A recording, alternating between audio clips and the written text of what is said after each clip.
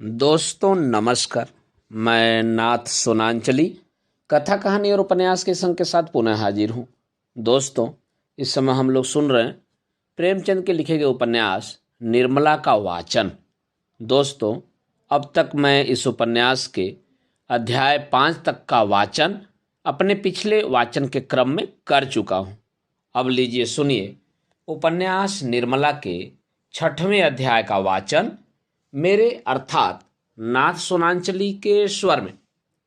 उस दिन अपने प्रगाढ़ प्रणय का सबल प्रमाण देने के बाद मुंशी तोताराम को आशा हुई थी कि निर्मला के मर्म स्थल पर मेरा सिक्का जम जाएगा, लेकिन उनकी यह आशा लेश मात्र भी पूरी न हुई। बल्कि पहले तो वह कभी कभी उनसे हंसकर बोला भी करती थी, अब बच्चों के ही लालन पालन में व्यस्त रहने लगी। जब घर आते बच्चों को उसके पास बैठे पाते, कभी देखते कि उन्हें नहला रही है, कभी कपड़े पहना रही है, कभी कोई खेल खिला रही है और कभी कोई कहानी कह रही है। निर्मला का तृषित हृदय प्रणय की ओर से निराश होकर इस अवलंब को ही गनीमत समझने लगा। बच्चों के साथ हंसने बोलने में उसकी मातृकल्पना तृप्त होती थी। पति के साथ हंसने बोलने में उसे जो संकोच, जो अरुचि तथा जो अनिच्छा होती थी, यहाँ तक कि वह उठकर भाग जाना चाहती, उसके बदले बालकों के सच्चे सरल स्नेह से चित्त प्रसन्न हो जाता था।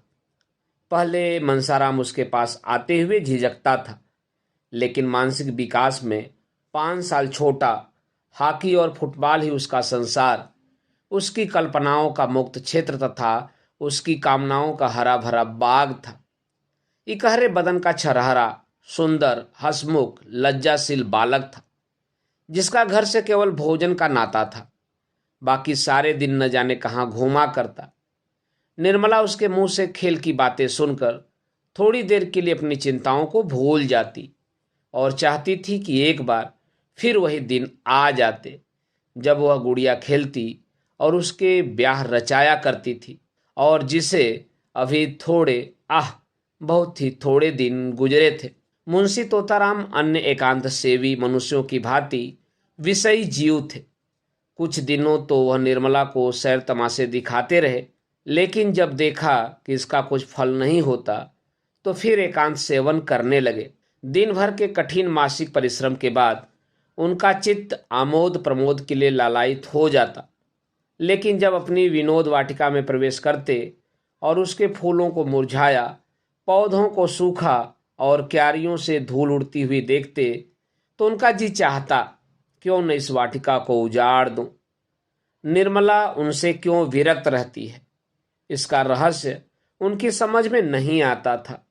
दंपति शास्त्र के सारे मंत्रों की परीक्षा कर चुके, पर मनोरथ पूरा न हुआ।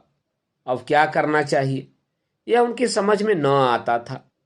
एक दिन वह इसी चिंता में बैठे हुए थे कि उनके सहपाठी मित्र नयन सुखराम आकर बैठ गए और सलाम वलाम के बाद मुस्कुरा कर बोले, आजकल तो खूब गहरी छंती होगी, नई बीवी का आलिंगन करके जवानी का मजा आ जाता होगा।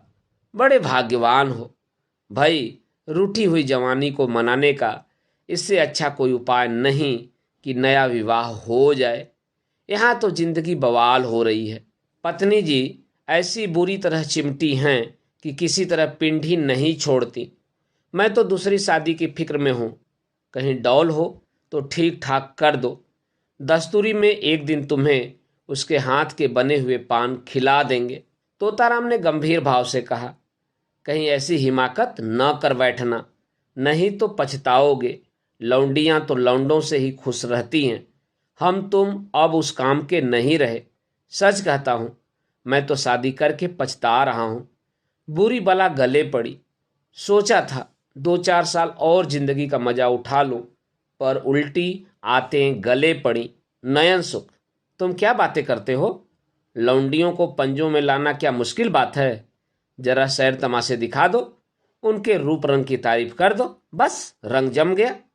तोताराम यह सब कुछ कर धर के हार गया। नयन राम, अच्छा कुछ इत्र तेल फूल पत्ते चाट वाट का भी मजा चखाया?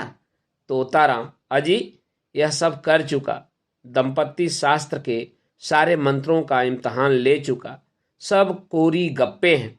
नयन सुख, अच्छा तो अब मेरी एक सलाह मानो, जरा अपनी सूरत बनवा लो। आजकल यहाँ एक बिजली के डॉक्टर आए हुए हैं जो बुढ़ापे के सारे निशान मिटा देते हैं। क्या मजाल कि चेहरे पर एक झुर्रियाँ या सिर के बाल पका रह जाए। न जाने क्या जादू कर देते हैं कि आदमी का चोला ही बदल जाता है। तोताराम, फीस क्या लेते हैं? नयन सुख, फीस तो सुना है शायद 500 रुपये। तोताराम, अजी कोई पाखंडी होगा, बेवकूफ़ों को लूट रहा होगा। कोई रोगन लगाकर 2-4 दिन के लिए जरा चेहरा चिकना कर देता होगा। इश्तहारी डॉक्टरों पर तो अपना विश्वास ही नहीं। 10-5 की बात होती तो कहता जरा दिल लगी ही सही, 500 रुपये बड़ी रकम है। नयन सुख, तुम्हारे लिए 500 रुपये कौन बड़ी बात है? 1 महीने की आमदनी है। मेरे पास तो भाई 500 रुपये होते तो सबसे पहला काम यही करता। जवानी के 1 घंटे की कीमत 500 रुपये से कहीं ज़्यादा है। तोताराम, अजी कोई सस्ता नुस्खा बताओ, कोई हर्रा फिटकरी जड़ी बूटी जिससे कि बिना हर्रा फिटकरी के रंग चोखा हो जाए। बिजली और रेडियम बड़े आदमियों के लिए रहने दो, उन्हीं को मुबारक। नयन सुख, तो फिर रंगीलेपन का स्वांग रचो या ढीला ढाला कोट फेंको, तंजेब की चुस्त अचकन हो, चुन्नटदार पैजामा, गले में सोने की जंजीर पड़ी हुई, सिर पर जयपुरी साफा बांधा हुआ, आंखों में सुरमा और बालों में हीना का तेल पड़ा हुआ। तोद का पिचकना भी जरूरी है। दोहरा कमरबंद बांधे, जरा तकलीफ तो होगी पर अचकन सज उठेगी। हिजाब मैं ला दूंगा। 150 गजलें याद कर लो और मौके मौके से शेर पढ़ो। बातों में रस भरा हो, ऐसा मालूम हो कि तुम्हें दीन और दुनिया की कोई फिक्र नहीं, बस जो कुछ है प्रियतमा ही है। जवामर्दी और साहस से काम करने का मौका ढूंढते रहो। रात को झूठ मूठ शोर करो, चोर चोर, और तलवार लेकर अकेले पिल पड़ो। हाँ, जरा मौका देख लेना, ऐसा न हो कि सचमुच कोई चोर आ जाए और तुम उसके पीछे दौड़ो, नहीं तो सारी कलई खोल जाएगी और मुफ्त के उल्लू बनोगे। उस वक्त तो जवामर्दी इसी में है कि दम साधे खड़े रहो, जिससे वह समझे कि तुम्हें खबर ही नहीं हुई। लेकिन ज्यों ही चोर भाग खड़ा हो, तुम भी उछल कर बाहर निकलो और तलवार लेकर कहाँ कहाँ कहते दौड़ो। ज़्यादा नहीं, 1 महीना मेरी बातों का इम्तहान करके देखो। अगर वह तुम्हारी दम न भरने लगे तो जो जुर्माना कहो वह दूं। तोताराम ने उस वक्त तो यह बातें हंसी में उड़ा दी, जैसा कि एक व्यवहार कुशल मनुष्य को करना चाहिए था। लेकिन इसमें की कुछ बातें उनके मन में बैठ गई। उनका असर पड़ने में कोई संदेह न था। धीरे धीरे रंग बदलने लगे, जिसमें लोग खटक न जाएं। पहले बालों से शुरू किया, फिर सुरमे की बारी आई, यहाँ तक कि 1-2 महीने में उनका कलेवर ही बदल गया। गजलें याद करने का प्रस्ताव तो हास्यास्पद था, लेकिन वीरता की डिंग मारने में कोई हानि न थी। उस दिन से वह रोज अपनी जवामर्दी का कोई न कोई प्रसंग अवश्य छेड़ देते। निर्मला को संदेह होने लगा कि कहीं इन्हें उन्माद का रोग तो नहीं हो रहा है। जो आदमी मूंग की दाल और मोटे आटे के 2 फुलके खाकर भी नमक सुलेमानी का मुहताज हो, उसके छैलेपन पर उन्माद का संदेह हो तो आश्चर्य ही क्या। निर्मला पर इस पागलपन का और क्या रंग जमता। हाँ, उसे उन पर दया आने लगी। क्रोध और घृणा का भाव जाता रहा। क्रोध और घृणा उन पर होती है जो अपने होश में हों। पागल आदमी तो दया का ही पात्र है। वह बात बात में उनकी चुटकियां लेती, उनका मजाक उड़ाती, जैसे लोग पागलों के साथ किया करते हैं। हाँ, इसका ध्यान रखती थी कि वह समझ न जाएं। वह सोचती, बेचारा अपने पाप का प्रायश्चित कर रहा है। यह सारा स्वांग केवल इसलिए तो है कि मैं अपना दुख भूल जाऊं। आखिर अब भाग्य तो बदल सकता नहीं, इस बेचारे को क्यों जलाऊं। एक दिन रात को 9 बजे तोताराम बाके बने हुए सैर करके लौटे और निर्मला से बोले, आज 3 चोरों से सामना हो गया। जरा शिवपुर की तरफ चला गया था, अंधेरा था ही। जो ही रेल की सड़क के पास पहुंचा तो 3 आदमी तलवार लिए हुए न जाने किधर से निकल पड़े। यकीन मानो, तीनों काले देव थे। मैं बिल्कुल अकेला, पास में सिर्फ यह छड़ी थी। उधर तीनों तलवार बांधे हुए होश उड़ गए।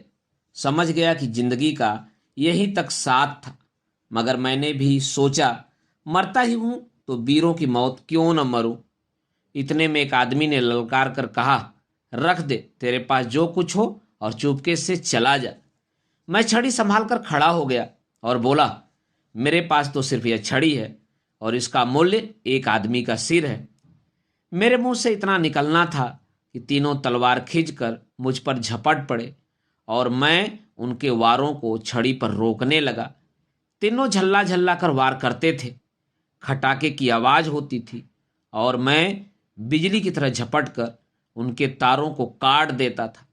कोई 10 मिनट तक तीनों ने खूब तलवार के जौहर दिखाए, पर मुझ पर रेफ तक न आई। मजबूरी यही थी कि मेरे हाथ में तलवार न थी। यदि कहीं तलवार होती तो एक को जीता न छोड़ता। खैर, कहाँ तक बयान करूं। उस वक्त मेरे हाथों की सफाई देखने काबिल थी। मुझे खुद आश्चर्य हो रहा था कि यह चपलता मुझ में कहाँ से आ गई। जब तीनों ने देखा कि यहाँ दाल नहीं गलने की, तो तलवार म्यान में रख ली और पीठ ठोककर बोले, जवान, तुम सा वीर आज तक नहीं देखा। हम तीनों 300 पर भारी गांव के गांव ढोल बजाकर लूटते हैं, पर आज तुमने हमें नीचा दिखा दिया। हम तुम्हारा लोहा मान गए। यह कहकर तीनों फिर नजरों से गायब हो गए। निर्मला ने गंभीर भाव से मुस्कुराकर कहा, इस छड़ी पर तो तलवार के बहुत से निशान बने हुए होंगे। मुंशी जी इस शंका के लिए तैयार न थे, पर कोई जवाब देना आवश्यक था। बोले, मैं वारों को बराबर खाली कर देता था। 2-4 चोटें छड़ी पर पड़ी भी तो उचटती हुई, जिनसे कोई निशान नहीं पड़ सकता था। अभी उनके मुंह से पूरी बात भी न निकली थी कि सहसा रुक्मणी देवी बदहवास दौड़ती हुई आईं और हाँफते हुए बोली, तोता है कि नहीं? मेरे कमरे में सांप निकल आया है, मेरी चारपाई के नीचे बैठा हुआ है। मैं उठकर भागी। मुआ कोई 2 गज का होगा, फन निकाले फुफकार रहा है। जरा चलो तो डंडा लेते चलना। तोताराम के चेहरे का रंग उड़ गया, मुंह पर हवाइयाँ छूटने लगी, मगर मन के भावों को छिपाकर बोले, सांप यहाँ कहाँ? तुम्हें धोखा हुआ होगा, कोई रस्सी होगी। रुक्मणी, अरे मैंने अपनी आंखों से देखा है, जरा चल कर देख लो ना। हैं मर्द होकर डरते हो। मुंशी जी घर से तो निकले, लेकिन बरामदे में फिर ठिठक गए। उनके पांव ही न उठते थे। कलेजा धड़ धड़ कर रहा था। सांप बड़ा क्रोधी जानवर है, कहीं काट ले तो मुफ्त में प्राण से हाथ धोना पड़े। बोले, डरता नहीं हूं, सांप ही तो है, शेर तो नहीं। मगर सांप पर लाठी नहीं असर करती। जाकर किसी को भेजूं, किसी के घर से भाला लाए। यह कहकर मुंशी जी लपके हुए बाहर चले गए।